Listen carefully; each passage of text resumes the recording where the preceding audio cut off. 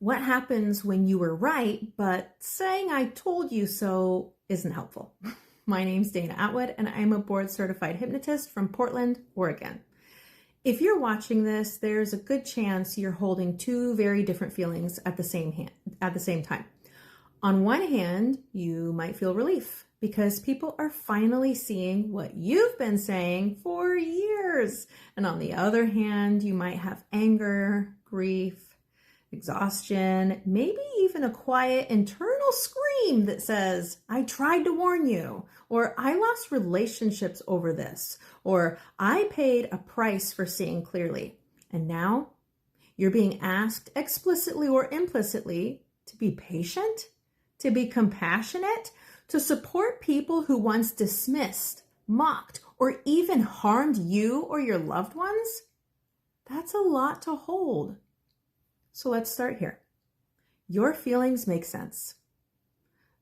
The impulse to say, I told you so, isn't actually about superiority. It's about the unacknowledged cost, the steep price that you and so many others have already paid. Many people who saw the danger early lost family relationships. They were ostracized or labeled. They were told they were being dramatic, divisive, or unkind, and they carried that emotional labor alone. So when others finally begin to wake up, something inside says, oh, do you understand now what it cost me to see this first? But that's not you being cruel. That's just your grief asking to be seen.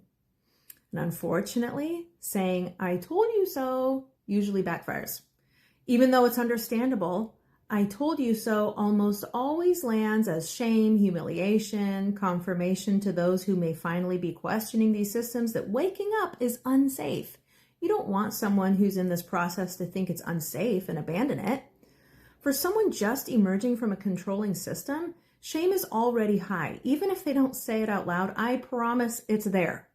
They're often dealing with guilt for past beliefs, fear about who they've been, terror of being judged, fragile self-trust, and if their first experience of awakening is punishment, their nervous system learns, I should go back. Not because they're stubborn, but because belonging still feels conditional. You might have the urge to ask, but why didn't you see this sooner? It was obvious. But people wake up when the cost of staying finally exceeds the cost of seeing. And that threshold is different for everyone. And it's shaped by family conditioning, economic dependence, identity threat, the nervous system capacity, and social risk. Seeing early doesn't automatically make you better, but it does mean you had different conditions. Look, you're not obligated to educate or heal anyone. Compassion does not mean access, okay? Protect yourself first. You are not required to re-enter unsafe conversations. You are not required to explain everything again. You are not required to reopen wounds. You are not required to rebuild trust instantly or ever even. You are not required to become someone's guide. Support is not self-erasure. You're allowed to say, look, I'm not the right person for this conversation. You can also say, I need distance even while wishing you well. You can say, I'm still healing from what this cost me. And that's not bitterness, that's honesty. And it's important that you prioritize your own emotional well-being first. So if, and only if, you choose to offer support, here's what tends to help the most. First, name the courage without rewriting history. Like, I know this isn't easy to look at. Rather than, well, glad you finally came around.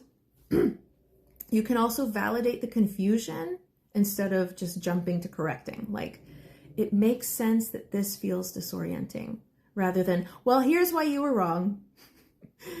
You can also let them grieve without immediately demanding accountability on your timeline. Look, accountability matters. It does. But their timing matters too.